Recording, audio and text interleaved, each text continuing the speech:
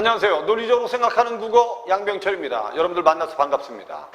7월 말인데 지금 날씨가 많이 덥습니다. 수험생들은 몸관리 특히 잘해서 9월 모평 전까지 일관성 있게 공부했으면 좋겠습니다. 선생님 수업 시간에 가끔 학생들한테 날씨가 더 더웠으면 좋겠다. 그래서 학생들이 밖으로 안 나갔으면 좋겠다라고 이제 얘기를 하는데, 여러분들 이렇게 더운 날 외부 활동을 하는 것보다는 내부에서 여러분들 시원한 에어컨 바람을 쐬면서 공부에 집중하는 게 좋을 겁니다. 자, 오늘은 선생님이 수능 완성 실전 1회에 들어있는 비문학 지문 하나를 설명해 주겠습니다. 이 지문의 난이도는 중간 정도라고 생각하시면 되고요. 3등급, 4등급 정도 되는 학생들도 충분히 이해해서 모든 문제를 해결할 수 있는 지문입니다. 그래서 등급이 낮은 학생들이 이런 지문을 통해서 빨리 읽고 문제를 해결하는 연습들을 좀 했으면 좋겠다. 그리고 선생님이 비문학을 독해할 때 가장 중요한 게 뭐라 그랬죠, 선생님이? 일단은 비문학에서는 대상을 정확히 찾는 게 중요하고요. 그래서 이 대상을 찾아서 대상의 무엇에 대해서 얘기하는지를 정확히 이해하는 게 중요하다.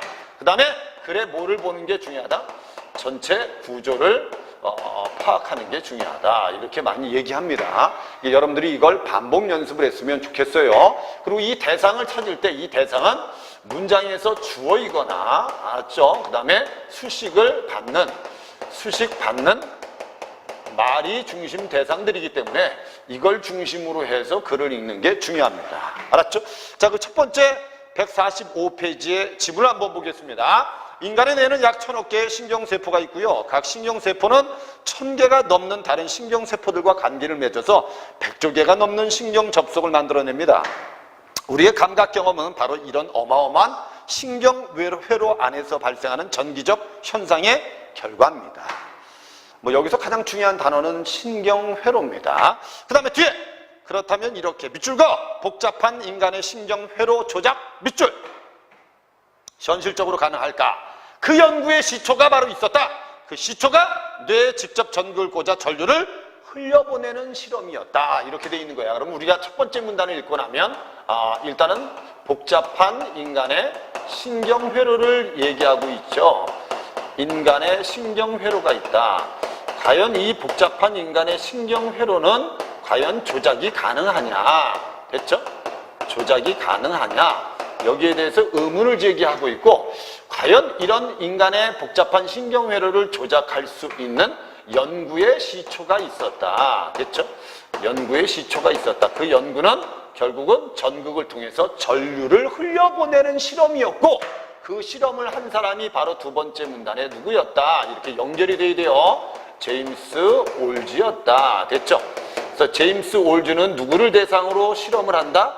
쥐를 대상으로 실험을 합니다. 알았죠? 그 실험은 이런 실험이에요.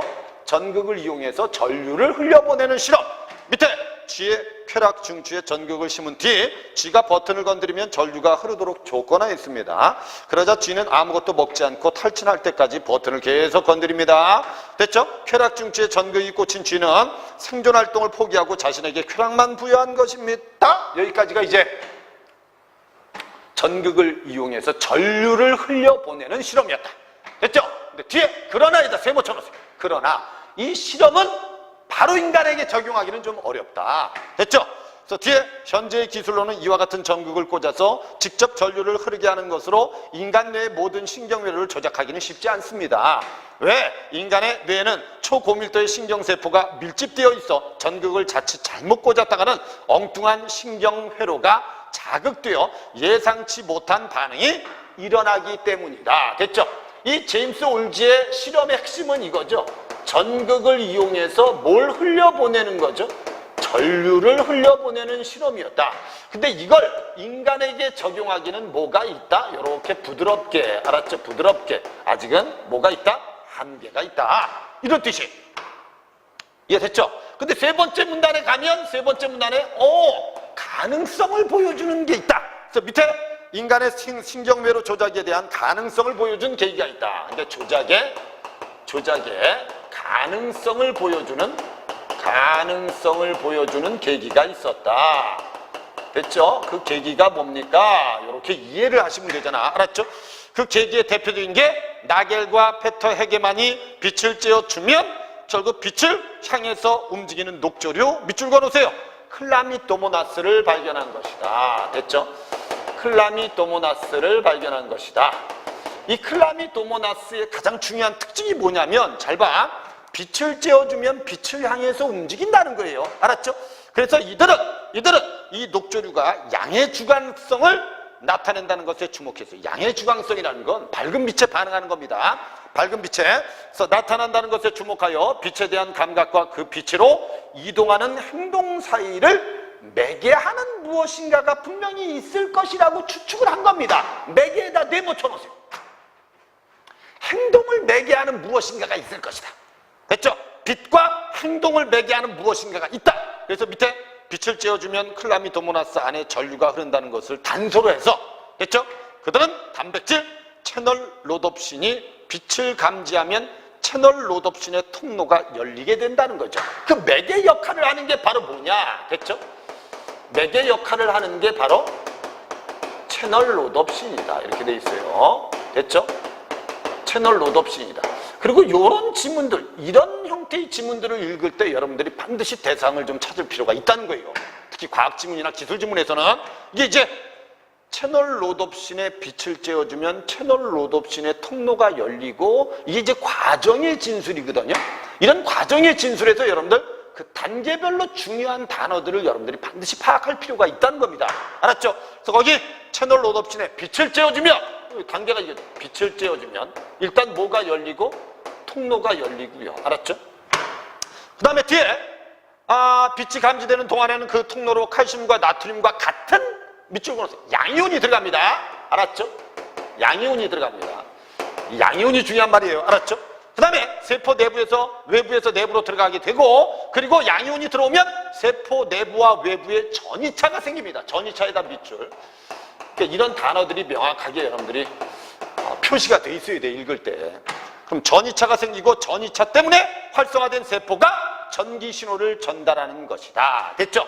결국 전이차 때문에 세포가 전기 신호를 전달하는 과정입니다. 이런 설명을 우리가 뭐라고 한다고요? 이런 설명을 과정이라고 하는 겁니다. 뭐라고 한다고? 과정. 됐죠? 이걸 결국 클라미도모나스를 통해서 나겔과 페터 헤게만이 발견한 겁니다. 됐죠? 다 됐잖아요. 물론 빛이 감지되지 않으면 채널 로놉신의 통로는 다시 닫히고 채널 로놉신을 이용하여 표적 세포만을 정확하게 자극할 수 있는 점을 발견한 겁니다. 그럼 결국 이걸 통해서 인간의 복잡한 신경회로를 조작할 수 있지 않은가? 알았죠? 이런 가능성을 보여준 겁니다. 밑에 이에 나겔과 페터에게만은 예쁜 꼬마 선충 밑줄 그어놓으세요. 예쁜 꼬마 선충을 통해서 채널 로놉신에 대한 연구를 더 본격화합니다. 이건 구체적인 진술이기 때문에 이해만 하면 되는 겁니다. 됐죠?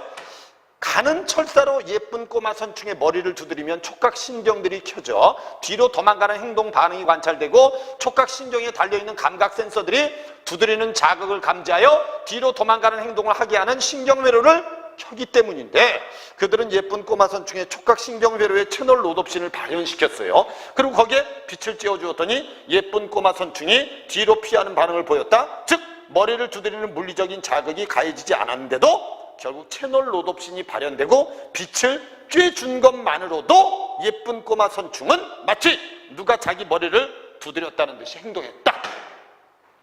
이해됐죠? 그럼 이 채널 로놉신의 발현을 그대로 어디에다 적용한 겁니까?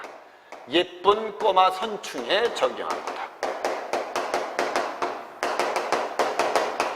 됐죠? 예쁜 꼬마 선충에 적용한 거다. 근데 예쁜 꼬마 선충뿐만 아니라 예쁜 꼬마 선충의 돌연변이에도 이걸 한번 실험을 해봤다. 그래서 밑에 있는 게 나겔과 페터에게만은 동일한 실험을 행동장애를 가진 개체들에게도 수행했다. 그들은 예쁜 꼬마 선충의 돌연변이를 이용했습니다. 돌연변이 알았죠? 그 개체들은 머리를 아무리 두드려도 뒤로 피하잖아요. 그러니까 결국은 이제 촉각 반응이 고장이 났겠죠. 그래서 촉각을 느끼는 센서가 망가져 머리를 두드려도 그 자극을 전혀 감지하지 못하는 개체들이었기 때문이다. 그런데 이 돌연변이 개체들을 대상으로 빛을 이용하여 촉각신경을 인위적으로 켰더니 촉각을 느끼는 센서가 망가진 돌연변이 개체들도 회피 반응이 나타났다. 이게 돌연변이한테 채널 로놉신을 발현시킨 거죠. 그 다음에 거기에 빛을 쬐준 겁니다. 알았죠? 근데 분명히 촉각신경이 망가졌는데도 불구하고 반응을 하더라는 겁니다. 이해됐죠? 센서가 이 망가졌던 머리를 두드리는 물리적 반응, 자극을 받았을 때 센서가 일으키는 전기적 현상을 빛을 이용하여 인위적으로 일으켜 그 회로가 작동하게 만든 것이다. 이걸 통해서 인간의 복잡한 신경 회로도 조작이 가능하지 않을까, 이렇게 된 겁니다. 됐죠? 근데 마지막 문단에 가면 아직은 멀었어요, 이렇게 돼 있는 거야. 알았죠? 아직은 멀었습니다. 이게 글의 흐름이 보여야 돼요. 복잡한 인간의 신경회로를 조작할 수 있을까? 그 연구의 시초는 제임스 올즈의 G 실험이었습니다. 이 실험은 전극을 이용해서 전류를 흘려보내는 건데 이걸 인간한테 적용하는 건 한계가 있습니다. 이렇게 부드럽게. 알았죠? 그 다음에 조작 가능성을 보여주는 계기가 있었는데 바로 그게 나겔과 페터에게만이 클라미도모나스를 발견한 거고, 됐죠? 클라미도모나스는 빛을 따라서 행동하는데 분명히 그 빛을 따라 행동하게 하는 매개가 있을 것인데 그 매개가 채널 로드옵신이다. 그래서 채널 로드옵신에 빛을 쬐고 통로가 열리면 양이온이 들어가고 전이차가 생겨서 세포가 전류를 흘려보냅니다. 근데 빛을 쬐지 않으면 다시 통로는 닫힙니다. 됐죠? 이걸 예쁜 꼬마 선충과 돌연변이한테 적용했는데 되더라는 겁니다. 이렇게. 그럼 과연 이게 인간한테 적용이 가능하냐? 마지막 문단. 나겔과 페터 헤게만의 연구에서처럼 빛으로 표적신경세포를 선택적으로 자극하거나 억제하여 감각이나 행동을 조절하는 광유전학 기술은 분명히 의의가 있습니다. 어떤 의의가 있는데 뒤에 광유전학 기술은 기술이 바로 인간의 신경정신질환 치료에 활용될 수 있는 가능성을 열어주었기 때문입니다. 빛을 이용하여서 감각과 행동을 조절하고 신경정신질환을 치료하는 데 물론 중요한 전제가 있습니다. 그 전제가 뭡니까? 전제에다 동그라미. 우리가 빛을 이용하여서 조작하고자 하는 신경회로를 모두 다 알아야 됩니다. 예쁜 꼬마 선충에서 광유전학 기술을 이용한 연구가 활발히 이루어졌던 것은 예쁜 꼬마 선충의 경우 인간과 달리 신경세포의 네트워크가 종합적으로 표현된 커넥텀이 거의 완벽하게 밝혀졌기 때문이다. 커넥텀이라는 건 여러분들 뇌지도를 뜻하는 말입니다. 뇌지도. 알았죠? 이게 결국 예쁜 꼬마 선충의 뇌지도는 이미 나와 있기 때문에 충분히 우리가 실험할 수 있지만, 조작을 할 수 있지만 인간의 뇌지도는 다 나와 있지 않다는 거죠. 그러니까 아직은 적용하는데 의의는 있지만 한계가 있다 이 뜻이에요. 그럼 당연히 더 많은 연구가 필요하겠죠. 됐죠? 그래서 밑에 인간에게 이 기술을 적용하기 위해서는 어느 신경회로를 켜면 어떤 일이 일어나는지 다 알아야 됩니다. 예를 들어서 우울증을 빛으로 치료하기 위해서는 우선 우울증과 관련된 신경회로를 잘 알고 있어야지만 채널 로드옵신을 이용한 치료가 가능하다는 겁니다. 이해됐죠? 그래서 마지막 문단은 모두 썼어요. 결국 광유전학 기술의 의의와 함께 아직은 현실적인 뭐가 있다? 한계가 있다. 당연히 뭐 해야 된다? 더 노력할 필요가 있다. 이런 뜻이죠. 26번 문제, 윗글에 대한 설명으로 적절하지 않은 걸 찾아라. 인간의 뇌 전극을 꽂아 전류를 흘려 모든 신경회로를 정확하게 조작하는 일은 현재로서는 불가능. 됐죠? 인간의 뇌에서 커넥텀이 모두 밝혀진다면 광유전학 기술을 통해서 인간의 신경정신 질환을 치료할 수 있어요. 모두 과학기술이 발전하면 양면성이 있죠. 이걸 통해서 인간의 신경정신 질환을 치료할 수도 있지만, 됐죠? 이걸 통해서 또 나쁘게 이용하면 인간의 신경정신 신경회로를 조작해서, 됐죠? 인간의 정신을 인간이 조작할 수도 있는 겁니다. 그래서 과학을 항상 긍정적으로 쓰일 수 있도록 노력을 해야 돼요. 인간이 보고 듣고 느끼면서 대상을 인지하는 것은 신경회로 안에 발생하는 전기적 현상의 결과다. 제임스 올즈가 쥐 쾌락 중추에 전극을 심은 것은 밑줄고 쥐의 생존에 관여하는 신경회로가 무엇인지 확인하기 위해서가 아니고, 알았죠? 결국은 전극을 통해서 전류를 흘려보내고 이걸 통해서 신경회로 조작이 가능한지를 실험한 겁니다. 알았죠? 그래서 답은 4번이 답이 되는 게 맞다. 5번에 빛을 이용해서 표적세포만을 정확히 자극할 수 있는 채널 로드옵신은 감각이나 행동 조절하는 실험에 활용되기도 했다. 됐죠? 27번 문제, 26번은 4번이 답입니다. 이게 쉽게 맞출 수 있는 문제예요. 그러니까 1, 2등급 정도 되면 이 지문은 거의 완벽하게 다 맞출 거라고 생각합니다. 3, 4등급은 개중에 또 한 문제 정도 틀릴 수 있어요. 근데 이제 3, 4등급 정도 되는 학생들이 이 정도 난이도의 지문을 가지고 연습을 해서 여러분들이 이 정도 난이도의 지문을 모두 다 문제를 해결하는 연습을 반복적으로 할 필요가 있다는 겁니다. 27번은 AB 클라미도모나스의 빛에 따라서 반응하는 양상인데요. 이에 대한 이해로 적절하지 않은 걸 찾으랍니다. 이건 뭐 3점짜리 문제도 아닙니다. 그 밑에 있는 거 채널 롯옵션의 통로가 있어요. 빛을 쬐어줘요. 그럼 열려요. 그래서 밑에 B에 보면 가에 뭐 구슬 같은 게 있죠. 이것들이 뭐겠어요? 양이온입니다.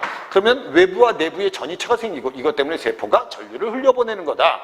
그래서 밑에 A에서 채널 롯옵션의 통로가 열리지 않는 것은 밑줄 거 표적세포가 채널 롯옵션을 충분히 자극하지 못했기 때문이다는 잘못된 말입니다. 아니 통로가 안 열리는 건 뭘 쬐어주지 않았기 때문이죠. 빛을 쬐지 않았기 때문입니다. 이해됐습니까? 뭐를 쬐지 않았기 때문에? 빛을 쬐지 않았기 때문에. 그럼 이것만 이제 정확하게 파악한 다음에 문제를 충분히 풀 수 있는 거 아닙니까? 밑에 B에서 세포 외부에서 내부로 들어오는 것은 분명히 가해 칼슘과 나트륨과 같은 양이온일 것이다. B에서 세포에 주는 빛의 자극을 없애주면 A와 같은 채널 롯옵션의 통로는 닫힐 것이다. A에서는 B에서와 달리 활성화된 세포가 전기 신호를 전달하는 일이 일어나지 않습니다. 됐죠? 왜? 빛을 쬐어주지 않았고 채널 롯옵션의 통로가 열리지 않았기 때문이죠. 그죠? 그 다음에 B에서는 A와 달리 양이온의 유입으로 분명히 세포의 외부와 내부에 전이차가 생겼을 것이다. 뭐 요 지문만 확인하면 풀 수 있는 거 아닙니까? 근데 선생님은 이 문제를 풀 때 지문을 빨리 읽은 다음에 나중에 문제 풀면서 지문을 비교할 정도의 난이도는 아니라는 거죠, 이거. 근데 이 정도 난이도의 지문은 한 번에 읽고 문제도 한 번에 풀려야 됩니다. 비문학은 여러분들 내가 얼마나 많은 연습을 하고 지문을 경험하느냐가 성적을 좌우합니다. 여러분들 수능에서 올해 분명히 비문학이 어렵게 출제될 건데 분명히 세 문제가 어려울 건데 그 세 문제를 누가 맞히느냐가 결국 1등급, 2등급을 좌우하는 거고요. 그것도 틀리고 결국 문학에서도 틀리면 결국 3등급으로 떨어지는 겁니다. 여러분들이 9월 모평을 보고 일단 거기서 약점을 찾아서 9월달 이후에 여러분들이 비문학을 열심히 공부하면 나중에 여러분들이 수능에서 비문학을 안 틀리기만 해도 여러분들은 좋은 등급, 좋은 성적을 받을 수 있다는 겁니다. 그 밑에 28번에 윗글을 통해 볼 때 A에서 나겔과 페터에게만이 세웠을 법한 가설은 뭐겠어요? 그럼 A하고 선택지에 있는 가설들을 비교해서 적절한 걸 그냥 찾으면 되는 겁니다. 밑에 예쁜 꼬마 선충 돌연변이들의 머리를 두드리는 물리적 자극을 주면 신경세포 안에 채널 롯옵신 통로가 열립니까? 말도 안 되죠. 그죠? 채널 롯옵신의 통로가 열리는 건 빛을 쬐어주면 열리는 겁니다. 꼬마 선충들의 머리를 두드리면 열리는 게 아니고. 됐죠? 그 다음에 예쁜 꼬마 선충의 촉각신경세포에 빛을 쬐어주면 예쁜 꼬마 선충의 머리를 두드렸을 때 일어나는 반응과 동일한 반응이 일어나며 밑줄 거 채널 롯옵신이 만들어진다. 말 잘못된 거죠. 채널 롯옵신을 발현시킨 다음에 빛을 쬐어줘야지 반응이 나타나는 겁니다. 얘는 앞뒤가 바뀌어 있습니다. 그 다음에 3번에 촉각신경세포 내의 채널 롯옵신을 활용하면 예쁜 꼬마 선충의 머리를 가는 철사로 두드렸을 때 촉각신경세포의 센서가 켜지는 행동 반응을 억제한단 말은 잘못된 거죠. 그죠? 억제하면 이 실험의 결과와 똑같은 결과는 만들어질 수 없어요. 원래 과학자들이 여러분 가설을 세운 다음에 실험을 하거든요. 됐죠? 과연 이 실험이 가설과 맞느냐가 중요하거든요. 그럼 이 실험이 가설과 맞으면 이제 가설은 뭐가 되는 거예요? 정설이 되는 겁니다. 알았죠? 그 밑에 촉각신경세포가 망가진 예쁜 꼬마 선충은 채널 롯옵신을 발현시켜주고 빛을 쬐어주면 좋아. 전기자극으로 인해서 촉각신경세포가 밑줄고 촉각신경세포가 새로 생성되는 또는 정상 상태로 회복되는 게 아니고 알았죠? 정상 상태와 같은 반응이 나타나는 것뿐입니다. 됐죠? 그럼 답은 5번밖에 없죠. 행동장애를 가진 예쁜 꼬마 선충의 촉각신경세포에 채널 롯옵신을 발현시키고 빛을 비추면 정상적인 예쁜 꼬마 선충의 머리를 두드리며 일어나는 반응과 유사한 반응이 일어난다. 이게 가설이겠죠. 그리고 이걸 실험했더니 가설과 맞은 거죠. 그죠? 답은 5번이 답이었습니다. 그 다음에 29번 문제를 보면 윗글을 바탕으로 볼 때 보기에 대한 반응으로 적절하지 않은 걸 찾아라. 신경과학자 미센보크는 뇌를 제거하고도 만 하루 정도 살 수 있는 초파리를 대상으로 채널 롯옵신과 관련된 실험을 설계했어요. 초파리는 뇌가 없어도 하루는 산대요. 그는 초파리의 뇌를 제거해버렸어요. 그 다음에 한 그룹의 초파리에는 날개를 움직이는 것과 관련된 신경세포의 채널 롯옵신을 발현시키고 다른 한 그룹의 초파리에는 앞다리를 움직이는 것과 관련된 신경세포에 채널 롯옵션을 발현시키고 빛을 쬐어주니까 날개도 움직이고 앞다리도 움직이더라. 이런 뜻이에요. 이해됐죠? 이 채널 롯옵션을 이용하면 뭐 인간의 신경회로를 충분히 우리가 다 파악한 다음에 채널 롯옵션을 이용한다면 우리는 충분히 정신질환을 치료할 수 있겠죠. 밑에 미센버크는 실험을 통해서 빛으로 표적 신경세포를 선택적으로 자극하여 행동을 조절할 수 있다고 생각했겠군. 그리고 결국 실험을 했겠죠. 미센버크는 실험 전에 채널 롯옵션이 반응하는 파장의 빛을 쪼이면 특정 신경세포가 활성화될 것이라고 가정했겠지요. 이런 가설을 만들고 실험한 거 아니겠습니까? 미센버크가 실험 과정 중에 초파리의 뇌를 제거한 것은 밑줄 그어 신경세포에서 채널 롯옵션의 발현을 촉진하기 위해서 뇌를 제거한 건 아니죠. 됐죠? 채널 롯옵션은 결국 인위적으로 촉진하는 겁니다. 여러분, 뇌를 제거한 건 결국 다른 신경회로가 영향을 미치는 걸 막기 위해서 뇌를 제거한 겁니다. 알았죠? 쉽게 말하면 뇌에 있는 다른 신경회로가, 알았죠? 자극을 또는 반응을 방해할까봐 뇌를 제거해버린 겁니다. 됐어요. 답은 3번이 답입니다. 미센버크의 실험은 초파리의 어느 신경회로를 켜면 날개나 앞다리가 움직일 수 있는지 알았기에 가능합니다. 맞죠? 그죠? 이걸 알지 못한다면 여러분들 실험을 할 수 없죠. 미센버크가 실험해서 빛을 중간에 제거했다면 초파리는 더 이상 날개나 앞다리를 움직이지 못했을 겁니다. 됐죠? 답은 3번이 답이 되는 게 맞다. 됐죠? 그 다음에 30번 문제 A의 사전적 의미로 적절하지 않은 거 5번이 답이었죠. 활용이란 말은 여러분들 거의 문맥을 보면 정신질환 치료에 활용될 수 있다. 활용이란 말은 잘 이용하다의 뜻입니다. 알았죠? 근데 5번에 보면 대신하여 다른 것을 쓰다는 건 대용이라고 해야 됩니다. 알았죠? 답은 5번이에요. 가끔 모의고사 보면 상위권 학생들 중에서 어휘에서 틀리는 경우가 가끔 있습니다. 수능에서는 그런 일이 없습니다. 틀렸다고 걱정하지 마시고 여러분들이 계속 문제 풀면서 결국 한자어라든지 또는 구체적인 단어들을 여러분들이 자꾸 익히다 보면 여러분들 문맥적 의미를 파악해서 충분히 어휘 문제를 맞출 수 있습니다. 됐죠? 지문 설명은 여기까지 하겠습니다. 그러니까 선생님이 오늘 이 지문을 설명해 주는 이유는 3등급, 4등급 정도 되는 학생들이 이 정도 지문을 해결하는 데는 문제가 없습니다. 근데 요거보다 난이도가 좀 높으면 이제 3, 4등급 학생들은 비문학을 접근할 때 약간 어려움을 느낀다는 거죠. 근데 결국 이런 지문을 통해서 내가 실수를 줄이는 연습을 하고 이거보다 난도가 높은 지문을 경험해서 이해력을 높일 필요가 있다. 특히 독해 능력을 높일 필요가 있다. 그래야지 여러분들이 비문학에서 오답을 줄여나갈 수 있습니다. 됐죠? 선생님 설명 여기까지 하고 다음 시간에 선생님이 다른 지문을 통해서 만나도록 하겠습니다. 더운데 몸 조심하고 9월 모평까지 최선을 다하기 바랍니다. 선생님하고는 다음 시간에 만납시다. 감사합니다.